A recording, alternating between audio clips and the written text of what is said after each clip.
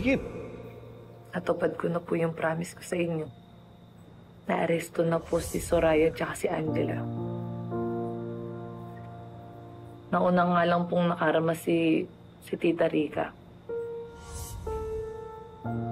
Pero at least, babayaran na ni Angela lahat ng pakikipagsabwatan niya kay Soraya at sa nanay niya.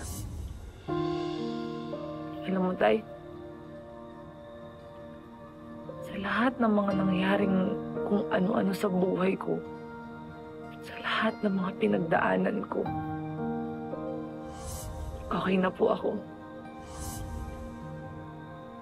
Masaya na ako, Tay. Kasi kahit papaano napagbigyan ko na ho yung gusto niyo. Kasi kahit papaano, nabigay ko na po yung hustisyang dapat po sa inyo. Pati yung pagkakabaril kay Ninong Badong. Dahil sa pagligtas po sa akin. Pinagbabayaran na po nila yun.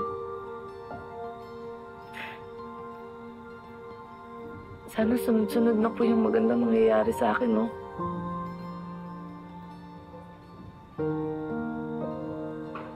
Alam ko po na dahil yun sa inyo. Dahil palagi po kayo nandyan para gabayan po ako. Lagi po kayo nandyan para bantayan ako. Huwag mo kakalimutan. Mahal na mahal kita.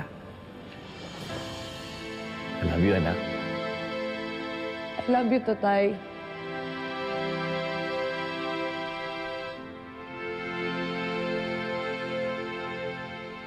Pero Tay, pwede po ba akong humiling kahit sa huling pagkakataon? Tay, kasi gusto ko pong makasama yung nanay ko eh. Gusto mo po siya makilala. Umaasa pa rin po ako doon.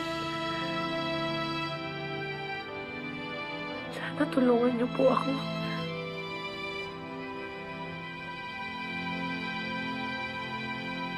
Tay, mahal na mahal kita. Partners together? Always and forever.